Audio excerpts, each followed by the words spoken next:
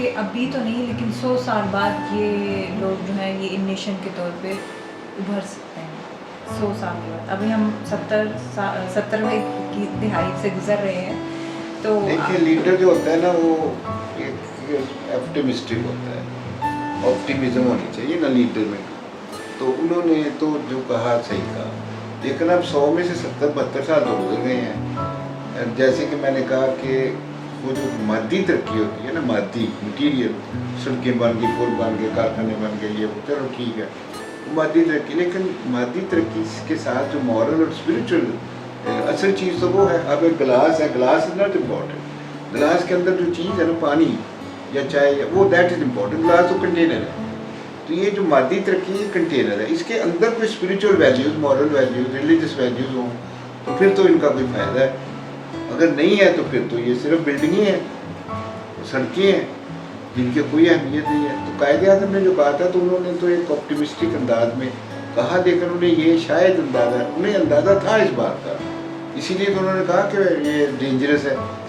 انہوں نے کہا کہ British parliamentary system is dangerous for Pakistan. انہوں نے 1947 میں, جولائی 1947 میں یہ بات کی. انہوں نے کیوں کہا یہ ڈینجرس ہے, اور 70 سال نے ثابت کر دیا کہ ڈینجرس سے بھی کوئی سخت لفظ ہو تو وہ استعمال کر سکتے. پھر انہوں نے کہا تھا president system is more suited for. ان کی صحت نہیں تھی, ان کی زندگی نے وفا نہیں کی, اس لیے وہ یہ سسٹم, اگر وہ نہرو کی طرح انہیں 10-20 سال مل جاتے تو مجھے 100% یقین ہے کہ انہوں نے جو آئین بنانا تھا نا وہ پریزیڈنشل بنانا تھا, لیکن وہ نہیں بنا. ہم نے اپنے آئین میں بہت ساری چیزیں ڈال دی ہیں, جانبدار اسٹیٹ کو کر دیا. میں یہ بات نہیں کہنا چاہتا, لیکن بڑا حقیقت یہ ہے کہ ہمارے آئین میں اسٹیٹ کو امپارشل نہیں رکھا گیا.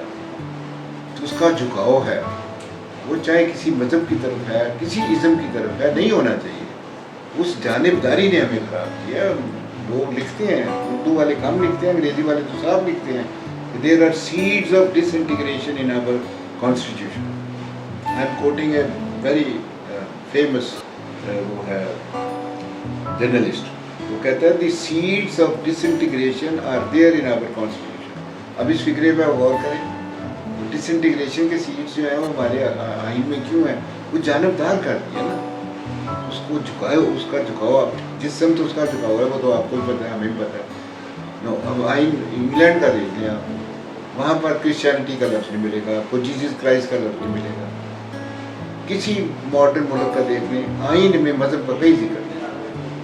ہمارے یہاں مذہب بھرا ہوا ہے اس میں. اس مذہب نے ہمیں religious intolerance, religious intolerance, sectarianism, اور سیکٹیرینزم کے بعد ٹیررزم. اب بتائیے یہ ٹیررزم, میں ایوب خان کے دور میں سوچ بھی نہیں سکتا تھا کہ ایک وقت آئے گا کہ جب کچھ لوگوں کو ماریں گے ریلیجس کے نام پہ پاکستان میں. یہ میرے ذہن میں بھی نہیں آ سکتا, لیکن یہ میں نے اپنی آنکھوں سے دیکھ رہا ہوں. Muslims are killing Muslims Pakistan میں. انڈیا میں Hindus are not killing Hindus, امریکہ میں Christians are not killing Christians, but in Pakistan Muslims are killing Muslims. اور یہ بات وہاں کے بہت بڑے جرنلسٹ نے کہی تھی کہ آپ ہم سے الگ ہوئے تھے یہ کہہ کے کہ Hindus will kill Muslim. No, Hindus are not killing Muslim, Muslims are killing Muslims. اب دیکھیں اس کا جواب ہے ہمارے پاس, یہ تحریک طالبان پاکستان, یہ ہمارے آئین کی پیداوار ہے.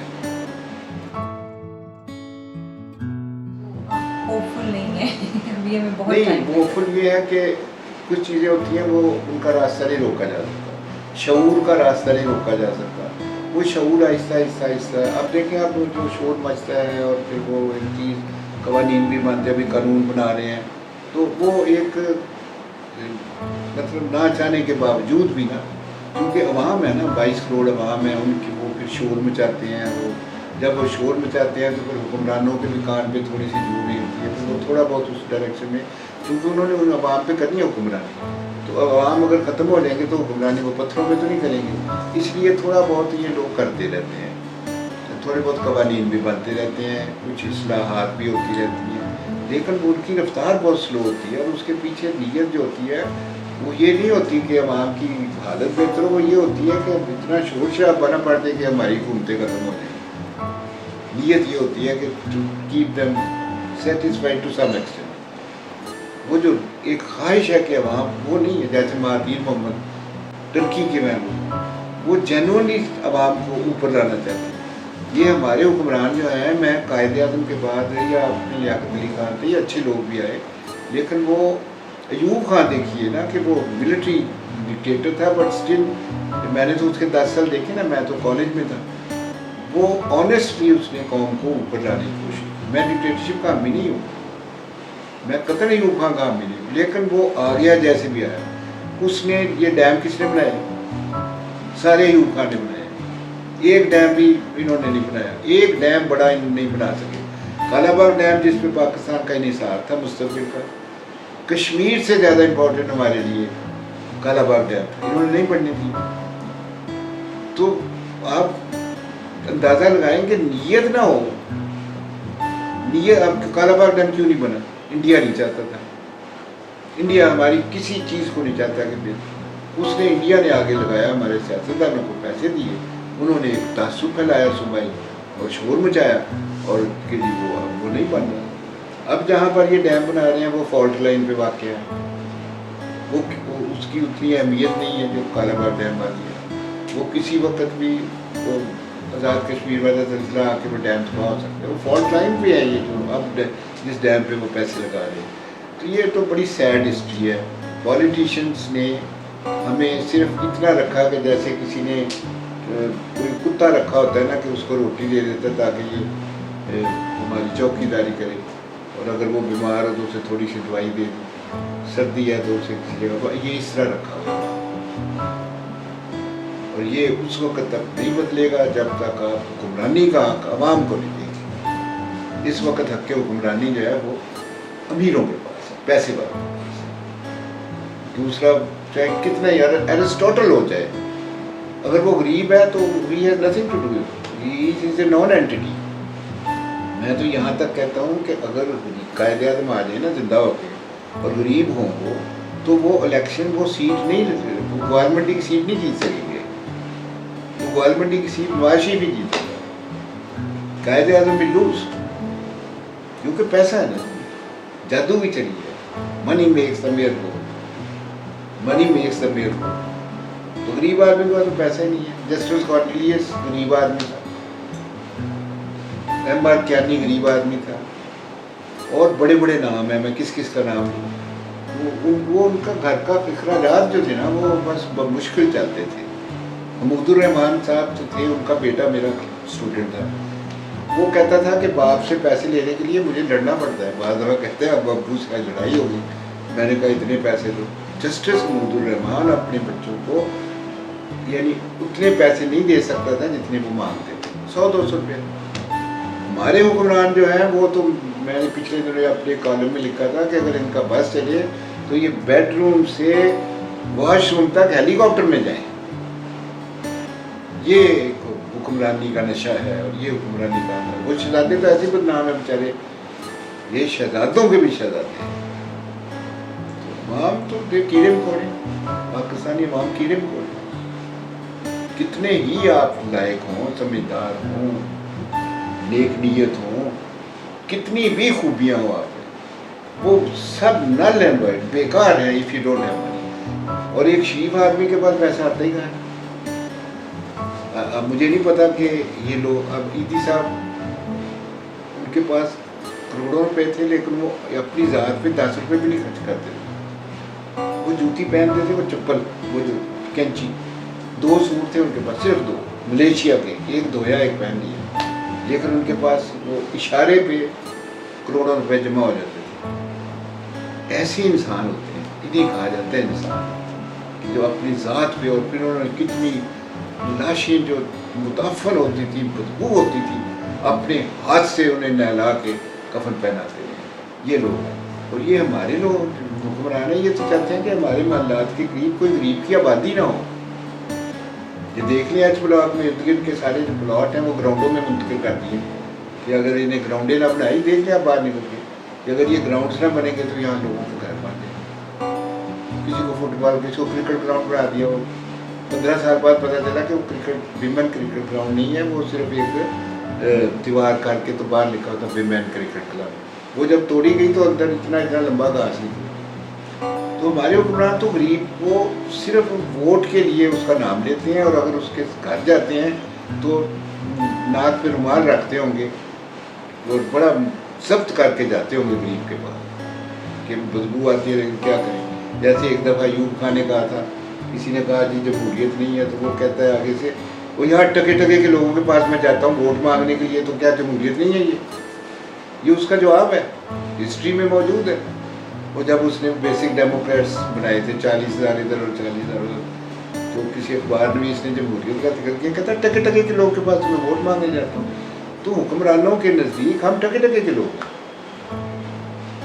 ہمارے صرف یوٹیلیٹی یہ ہے، کتوں کی طرح، کہ کتے کی یوٹیلیٹی یہ ہے کہ وہ رات کو جاگتا ہے بھونکتا ہے، بس. ہماری یوٹیلیٹی یہ ہے کہ ہمارے پاس ایک ووٹ ہے، وہ ہم ان کو دے دیتے ہیں. تو اس کا مطلب کہ وہ فارسی میں کہتے ہیں کہ سپردم بتو مایا خیشہ، کہ جو کچھ میرے پاس تھا وہ میں نے تیرے سپرد کر دیا.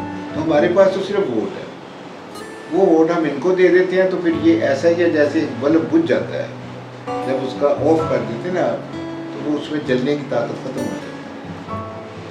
آپ دیکھ لیں جب ووٹ انہوں نے لینے ہوتے ہیں تو گلی محلوں کی صفائی بھی بعض دفعہ کروا دیتے ہیں، بدماشوں کو پیسے دیتے ہیں، بدماشوں کو باقاعدہ لاکھوں روپیہ دیا جاتا ہے کہ تم نے ووٹ حاصل کر. اس کے بعد جب وہ سیٹ جیت لیتے ہیں تو اپنے ایسے ایسے لوگ ہیں جو اپنے حلقے کا 4-5 سال میں دورہ ہی نہیں کرتے، 1-2 دفعہ بھی نہیں جاتے. یہ تو عالم ہے. اب اگر ہم آنکھیں بند کر لیں اور آپٹیمسٹک ہوں اور لوگوں کو، وہ الگ بات ہے، but facts are facts, facts speak for themselves. آپ نے بتایا تھا کہ آپ ابھی بھی ینگ جنریشن آپ کے پاس پڑھنے کے جی لیے، ہم بہت آتے ہیں. تو کیا آپ ہوپ فل ہیں کہ نئی نسل میں کوئی ایسی امید دیکھی جا سکتی ہے، یا بھی وہی سلسلہ میں جاری نے ہے؟ عرض کیا نا کہ جو تھوڑی بہت بہتری ہے وہ تو اس کو روکا نہیں جا سکتا. عوام دیکھتے ہیں، شعور رکھتے ہیں، سوچتے ہیں، پھر وہ شعور میں جاتے ہیں، پھر وہ اپنا اظہار اخباروں میں کرتے ہیں. تو وہ بھی ایک موومنٹ ہے عوام کی طرف سے، اگرچہ وہ شروع سے اس کو سپریس کرتے رہے حکمران. لیکن یہ جو ہے نا ایک یعنی تھیسس اور اینٹی تھیسس، یہ 2 قوتیں یہ ہمیشہ ہی رہی ہیں، ظلم و ستم کے دور میں بھی رہی ہیں. تو وہ بھی ہیں، عوام ہیں، 22 کروڑ ہیں، ان میں پڑھے لکھے لوگ ہیں، سمجھ. تو وہ اپنی کوشش تو کرتے رہتے ہیں. تو انشاءاللہ اگر کوئی ہوپ ہے تو یہ ہے کہ گریجولی بہت آہستہ آہستہ حالات جو ہیں بہتر. آپ دیکھنا برٹش پارلیمنٹری سسٹم ہی انگلینڈ میں ہے، تو انگلینڈ میں تو یہ خرابیاں نہیں ہیں.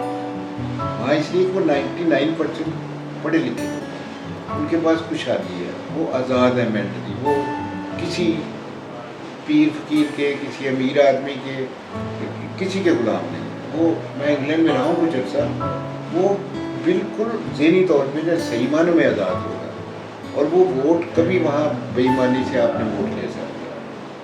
سوال ہی پیدا نہیں ہوتا کہ کسی انگریز سے آپ بے ایمانی. یہاں پر تو لاکھوں ہزاروں ووٹ جو ہیں رشوت اور پیسے دے کے خریدے جاتے ہیں. قرآن پہ ہاتھ رکھ کے لفافے بانٹے جا رہے ہیں، 1500 روپے یا 2,000 روپے. باہر لائن لگی ہے غریبوں کی، ادھر لفافہ دیا اسے، قرآن پہ ہاتھ رکھا کہ میں ووٹ جو ہے چودھری مراج جی پہ دوں گا. اب دیکھو غریب آدمی مذہبی لوگ ہیں، وہ جب قرآن پہ ہاتھ رکھ کے کہیں گے کہ جی میں ووٹ چودھری مراج جی کو دوں گا، وہ تو مذہبی آدمی ہے، اس کی تو جان چلی جائے گی. تو وہ قرآن پہ اس کے یہ انہی لڑکوں نے مجھے بتایا جن کے بڑے بھائیوں نے اور والدین نے یہ کام کیے. تو جہاں پر اس طرح ووٹس ہوں، پھر ڈرا دھمکا کے، پھر لالچ دے کے، پھر مطلب بہت سے، پھر یہ ایڈمنسٹریشن کیا، ڈی سی جو ہوتا ہے ڈپٹی کمشنر کا سب سے بڑا فنکشن ہے الیکشن جتوانا ہوتا ہے، باقی کام جائیں جہنم میں. اس نے پھر اے سی کو بھی استعمال کرنا ہے، انہیں ایس پی کو بھی استعمال کرنا ہے، اس نے پولیس کو بھی استعمال کرنا ہے، اور اس کی بقا ہی اس میں ہے کہ وہ الیکشن گورنمنٹ کے مطابق رزلٹ، ورنہ پھر وہ ذلیل و خوار ہوگا. تو یہ سارا ہوکس ہے، یہ سارا فراڈ ہے. یہ جو ہماری جمہوریت ہے یہ مونرکی سے بھی زیادہ خطرناک ہے. اگر کوئی نیک دل بادشاہ ہونا تو وہ ان سے ہزار درجے بہتر ہے. اگر واقعی کوئی شیر شاہ سوری ٹائپ کا بادشاہ ہو، ان سے وہ ہزار درجے بہتر ہے. اس نے 4 سال میں وہ کام کیا جو 100 سال میں بھی نہیں ہو سکتا. शेर शाह सूरी। और सड़क देखें कहाँ से कहाँ तक GT रोड उसने बनाई उस ज़माने में, जब ना कोई मशीनरी ना, नीयत की बात है। नीयत हो तो सब कुछ है, नीयत ना हो तो कुछ नहीं। कोई पैगाम जो आप देना चाहें नौजवान नस्ल को? अच्छा, मैं तो यही कहूँगा कि नौजवानों को अपनी जद्दोजहद जारी रखनी चाहिए और जो मुश्किलात हैं उनको डिस्करेज नहीं होना चाहिए। उनको बाद नौजवान डिस्करेज हो जाते हैं, बाद बेचारे जो हैं वो डिप्रेशन का शिकार है। ये गलत बात है। नौजवान आदमी को डिप्रेशन की हो, उसे he has to fight. Circumstances हैं, गुर्बत है, जो कुछ भी है, they must go on fighting. Their future lies in fighting. तो वो फाइट करें। हालात ख़राब हैं, गुर्बत है, मुल्क में और भी बड़े मसाइल हैं, भूख है, नंग है। नौजवानों के लिए सबसे बड़ी मुसीबत तो ये है कि इतनी महंगी हो गई है तालीम कि अब गरीब आदमी के लिए वो हाथ से निकल गई है। लेकिन ना बजाय इसके कि हम बेहतरी की तरफ जाएँ, हम बुराई की। मैं जब गवर्नमेंट कॉलेज में दाखिल हुआ तो I was a poor boy, I got admission. आज आप गवर्नमेंट कॉलेज के पास से नहीं गुजर सकते जब तक कि लाखों रुपये जेब में ना। तो ये है कि नौजवानों के तो यही है कि भाई दे शुड स्ट्रगल।